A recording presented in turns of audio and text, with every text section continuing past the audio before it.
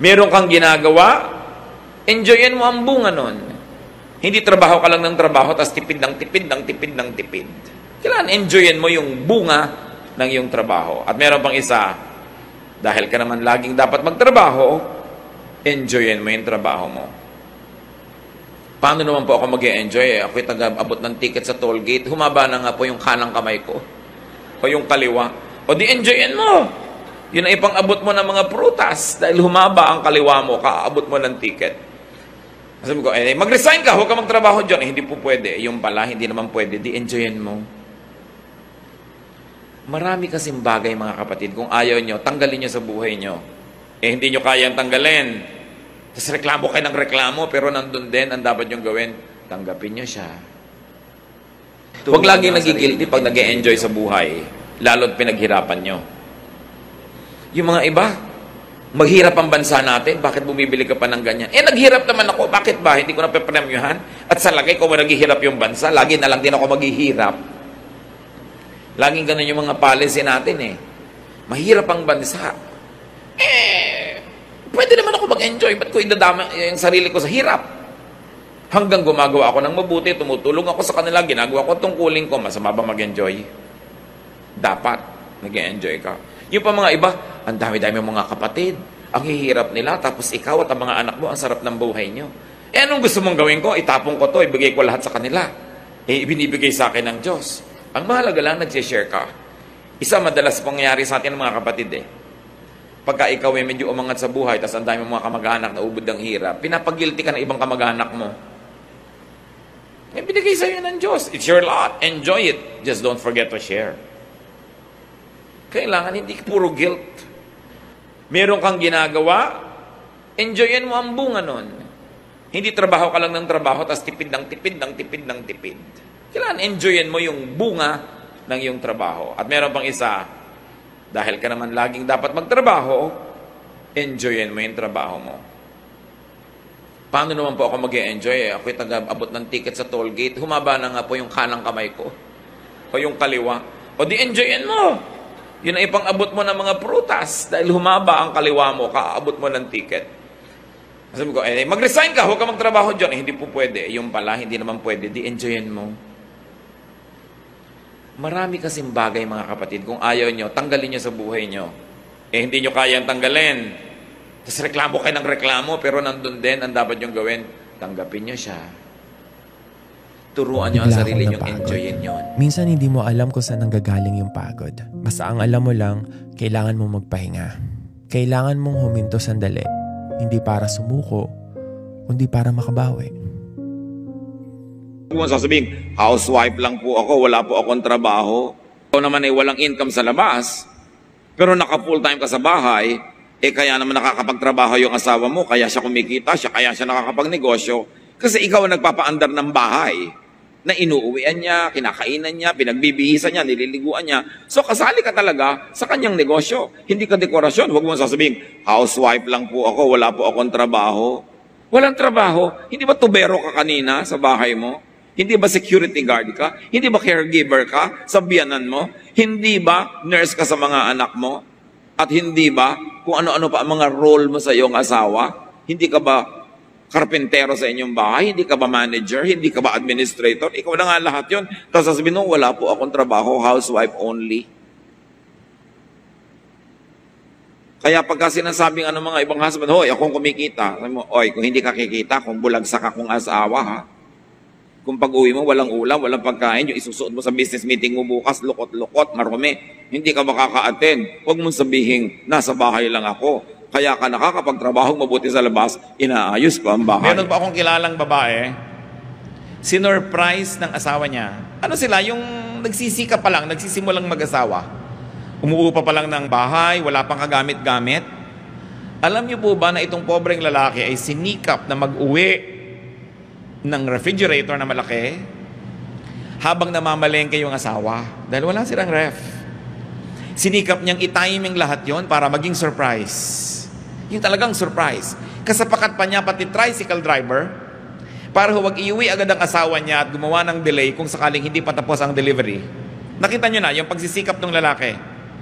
Pagdating na bahay, tadan!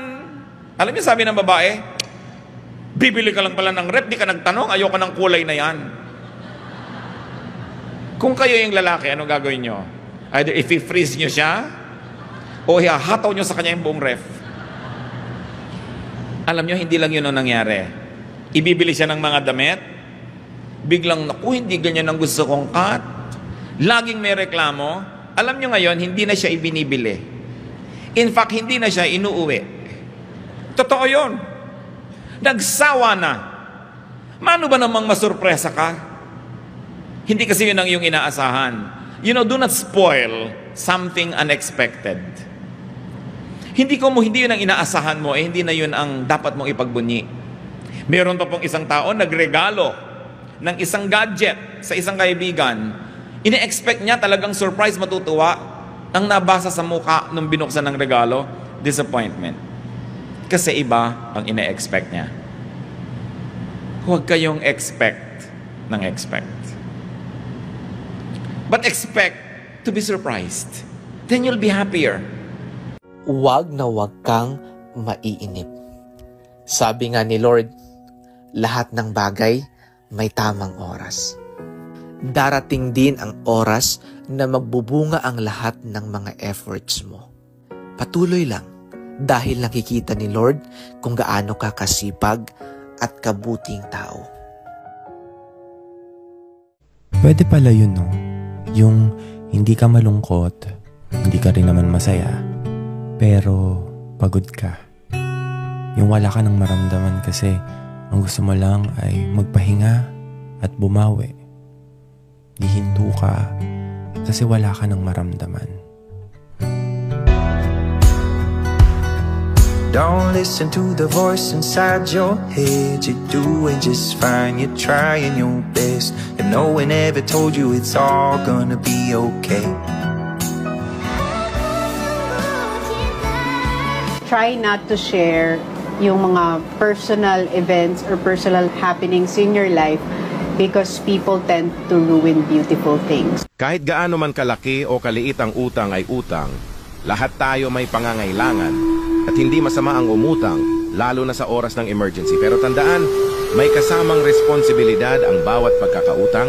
Naintindihan ko kung minsan, ang utang ay nagiging bigat, lalo na kung may hindi inaasahang pangyayari sa buhay. Pero, ano na lang ang mangyayari kung hindi mo ito babayaran?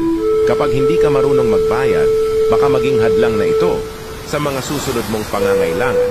Paano kung sa susunod na may emergency ka ulit, tapos wala nang magpapautang sa'yo, dahil nga sa ugali mong hindi nagbabayad, mawawala ang tiwala ng mga tao sa iyo. Hindi masama ang umutang, pero ang pinakamahalaga ay ang pagbabayad.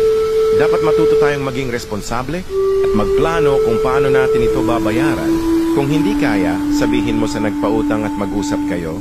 Ang pagiging tapat at responsable ay magbibigay sa iyo ng pagkakataon na makapag-utang ulit kapag kailangan mo at makakaasa kang tutulungan ka ng mga tao.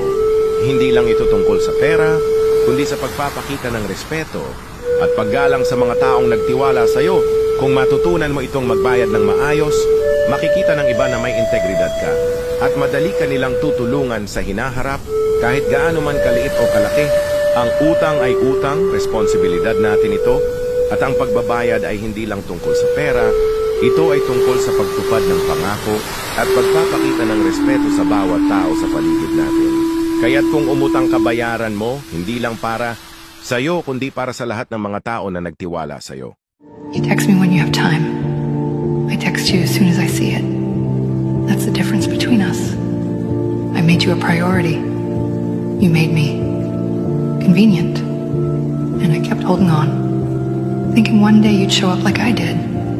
But now I get it. You were never too busy. You just didn't care the same. Always be ready to survive alone. Some people suddenly change. Today, you're important to them. Tomorrow, you're nothing to them. And that's real life. To all of you watching here, come close to the screen and listen. People don't have to like you. People don't have to love you. They don't even have to respect you. But when you look in the mirror, you better love what you see. You better love what you see. Regardless, kahit gaano ka ka-hardworking na tao, dapat ang main priority mo is family time. That is my number one takeaway. Because sometimes, I'm guilty of this. Feeling ko, sa sobrang busy ko with all of the things that I'm doing, minsan nagsasacrifice sa family time. So parang it made me realize na dapat pagka family time. Don't worry about next week. Don't stress about next year. Today needs you. Right now needs your focus. Your peace lives in the present, not in the what-ifs of tomorrow. So breathe. Handle what's in front of you. The future will meet you when you're ready. But for now, just be here.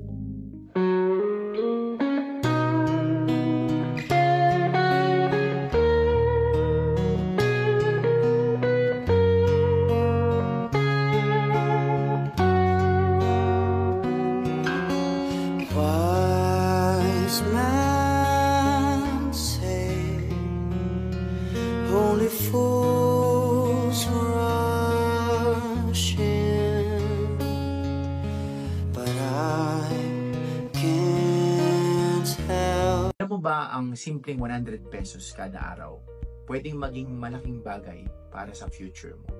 Pag-usapan natin.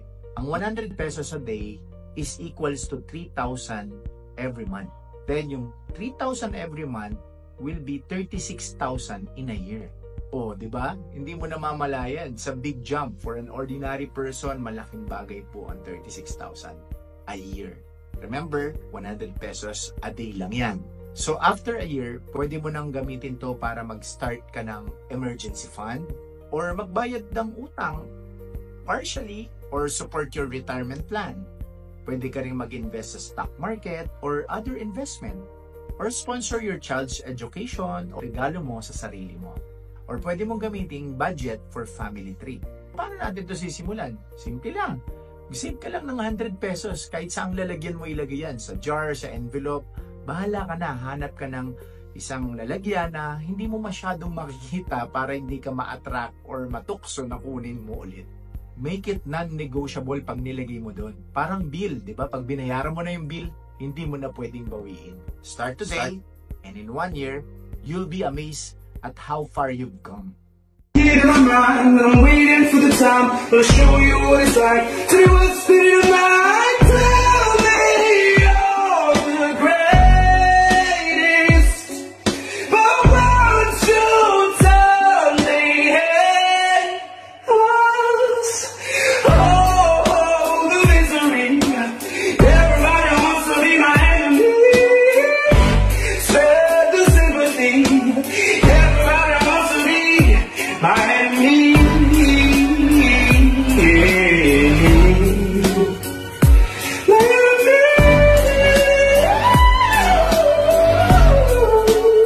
When Gio Ong once said, let's go! When Gio Ong once said, konting sikap pa, kung ano man yung buhay na pangarap mo, basta lagi lang diretso yung pananaw mo at huwag ka magpapa-apekto sa sasabihin ng mga nasa paligid mo. Kasi kahit anong gawin mo, meron at merong masasabi. Bumaba ka sa buhay, sasabihin nila naging pabaya ka. Umangat ka sa buhay, sasabihin nila naging mayabang ka. Walang lusot, meron at merong masasabi ang mga tao sa atin. Kaya kung ano yung gusto nating gawin, hanggat alam natin hindi masama yun, gawin natin ang gawin. Alam nyo, ang mga tao, walang pakialam yan sa proseso kung paano nyo ginawa, paano nyo tinrabaho. Mukhang ewan ka talaga para sa mga yan sa umpisa. Ang gusto makita lang ng mga tao palagi, yung finished product. Ano yung narating mo dyan? As long as di mo napapabayaan yung pamilya mo, yung sarili mo, so kung ano man yung tinatahak mo, banat lang. Grabe yun, kuhang-kuha. Totoo naman kasi na tayo sa finished product lang tayo tumitingin. Hindi dun sa hirap ng isang tao kung paano niya nakuha o nakamit yung isang bagay kung nasaan siya ngayon. At ito yung masakit. Dahil kapag nagtunga na lahat ng paghihirap at pagsusumikap mo, nandyan na yung mga taong dating walang bilib sa'yo. Yung mga taong dating hindi naniniwala sa mga ambisyon mo. Yung dating mga taong dinataon ka at pinagtatawanan ka sa mga bagay na ginagawa mo kung saan ka nagiging masaya.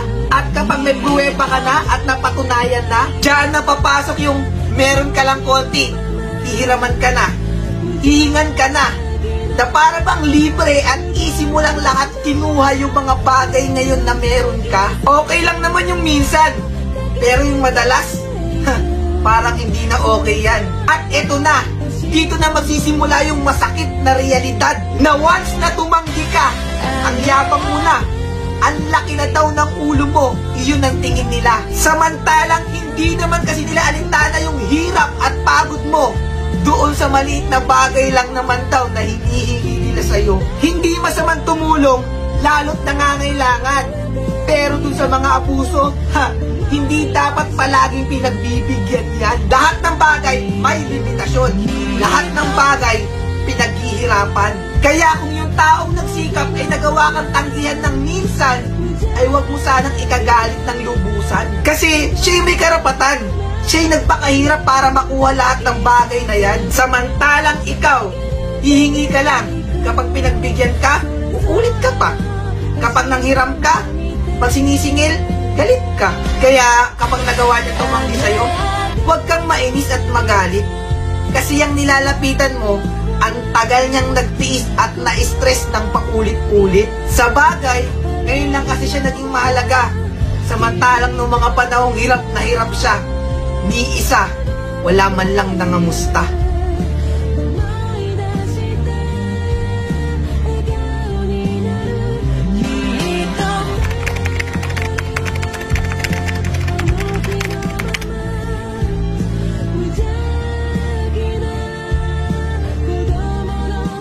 How to break a man's ego. Again, I didn't do this. I didn't write this.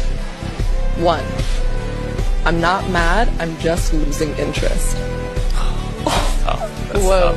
Whoa. That's tough. I know. Okay, here's another one. If I'm too much for you, you're just not enough. Yeah, this is just like taking it right to the Yeah, I know. Oh, this is my favorite one. I'm gonna use this one Damn, one day. these are Hopefully I don't rough. have to, but this would be such a like. If a guy said this to me, my ego would be Yeah. crushed. No, this is this not one for I just love. guys. This is for guys and girls. This one I love. And this is for the girlies that double dip into men, which we've all been victim of, going backtracking and you're just, you know, finding yourself in the same pattern. Mr. Pickle, I'm looking at you. Okay. This is my favorite line. You keep coming back, so obviously I'm not the problem. Oh. Tell you this, anyone that posts stuff out of pettiness because you're hurt on social media, don't. Tandaan nyo sa lahat ng anak. Yung tatay na nasa tabi mo ngayon, pag nagkasakit, kahit anong bawi mo, wala nang kwenta yan. Lahat ng masasarap na pagkain ibibigay mo sa tatay mo, pag may sakit na, wala nang kwenta sa kanya yon. Di na niya malalasahan yan. Lahat ng mamahaling kainan na pagdadalan mo sa kanya, pag may sakit na tatay mo, wala nang kwenta sa kanya yon. At lahat ng mga sikat na lugar na pagdadalan mo sa tatay mo, pag may sakit na siya, wala nang kwenta sa kanya yon. Kasi nga ito totoo, yung tatay mo na akala mo ang lakas-lakas, pwedeng ang dami palang nakatagong sakit. If you have a headache, most people would think that it's your brain that hurts. But that's not the case here. You see, your brain itself can't actually feel pain. It's like a superhero with a secret weakness. So where does that throbbing agony come from? The pain you feel in a headache. It's actually coming from your head muscles and arteries, not the brain. So what does the bladder do? It stores urine and empty urine. So holding your urine too long can lead to problems in the future, such as urinary tract infections, urinary leakage, and then bladder wall weakening. So when you feel that need to pee, go pee. Did you know your body needs 600 IU of vitamin D daily, which is 30 minutes of sunlight? Your body needs 400 milligrams of magnesium daily, which is 1 cup of almonds. Your body needs 1,000 milligrams of calcium daily, which is equal to 3 cups of milk. Your body needs 10 milligrams of zinc daily, which is 2 oysters. Your body needs 90 milligrams of vitamin C daily, which is 2 oranges.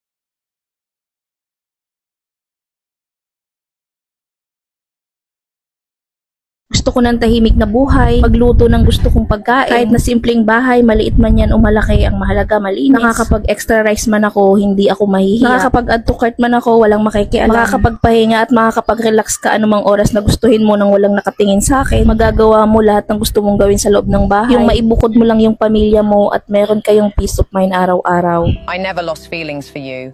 I just realized you didn't want me, so I gave up. It wasn't because my heart stopped caring. It was because it hurt too much to keep holding on to something that wasn't mutual. I had to choose myself, even when every part of me wanted to keep choosing you. I still think about you, though not in the way that makes me sad anymore, but in a way that reminds me of the love I was willing to give. You'll always have a place in my heart. Oh, ilang araw ka nang malungkot. Pangit ba ng pasok ng 2025? Walang progress, puro problema agad. Sobra-sobra na ba? I'm so sorry to hear that. Pero may gusto kong sabihin sa'yo. Alam mo bang ibang-iba ka na sa dati? Ang dami ng progress ng buhay mo. Ewan kung napapansin mo to. Yung dating mahina yung loob dati.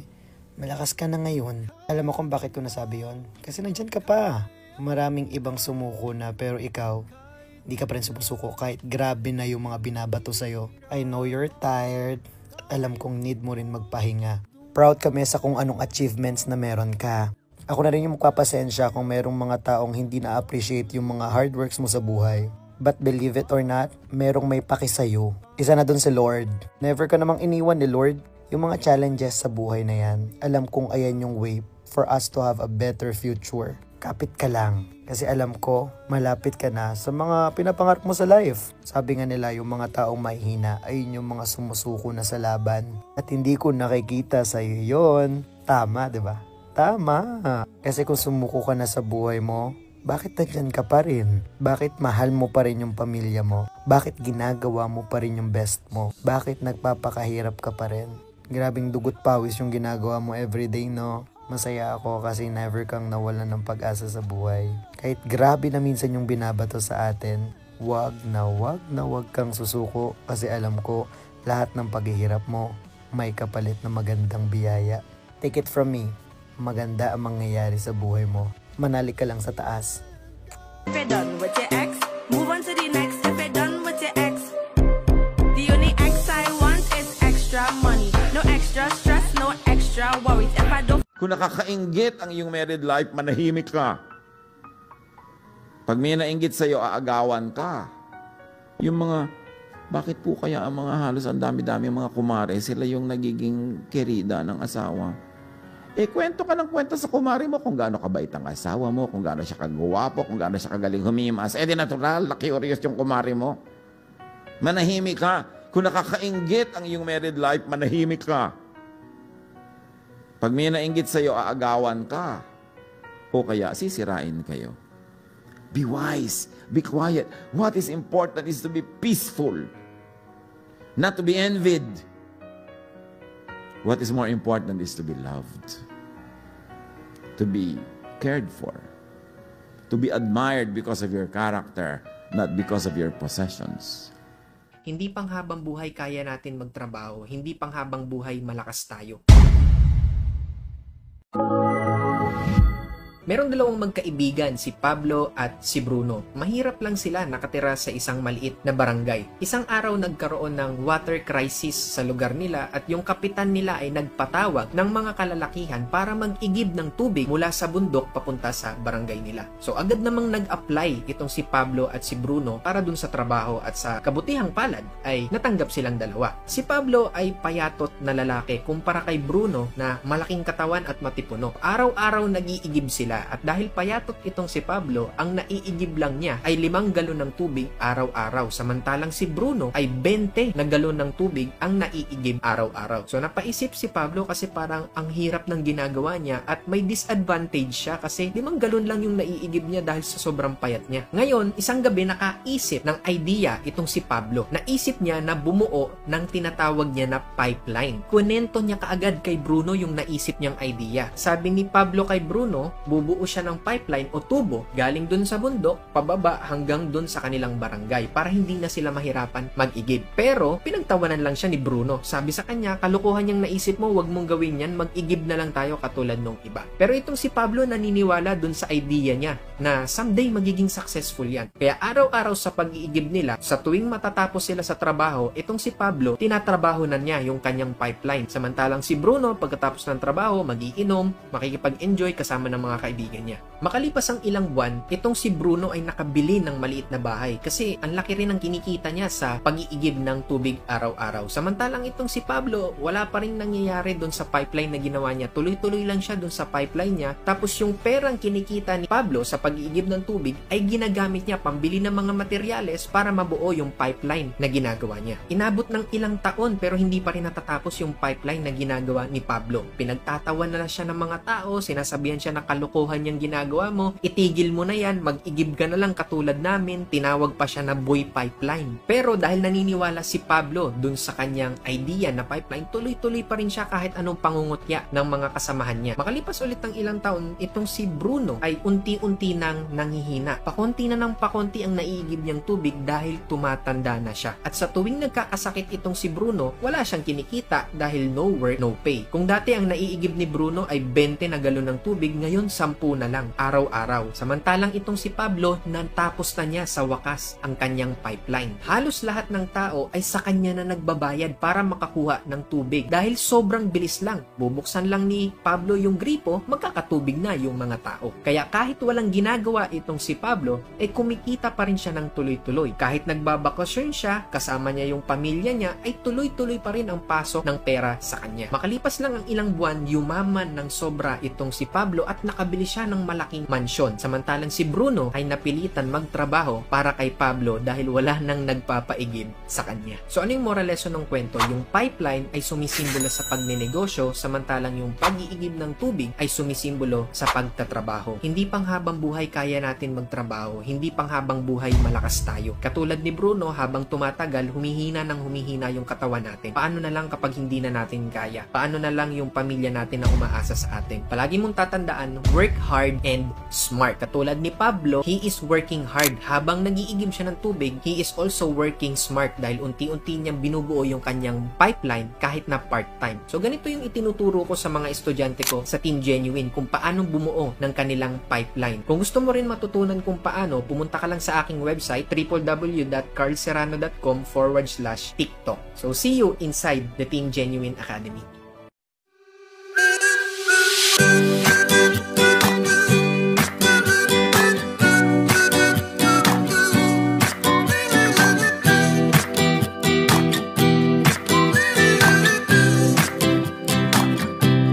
Take me to the place I used to run. Remember the house where I was born. But baby, you don't know me. My baby, you don't know. I'll show you all the stars I used to hide. No one ever seemed to realize. But baby, you will know me. My baby, you will know.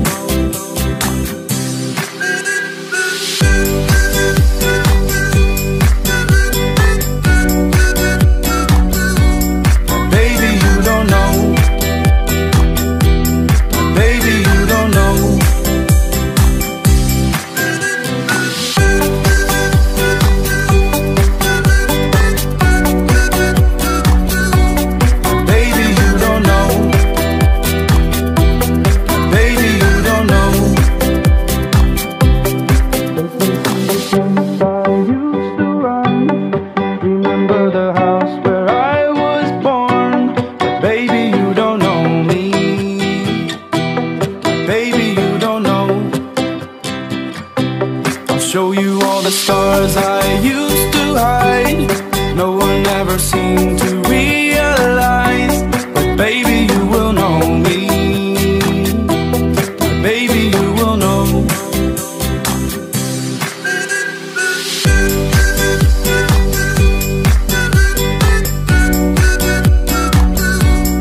Baby, you don't know. Baby, you don't know.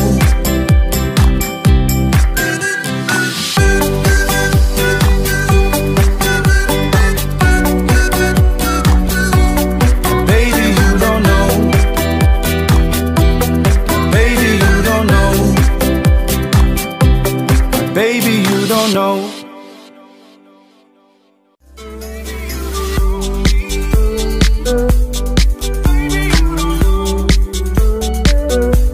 My baby, you don't know. My baby, you don't know. My baby, you don't know.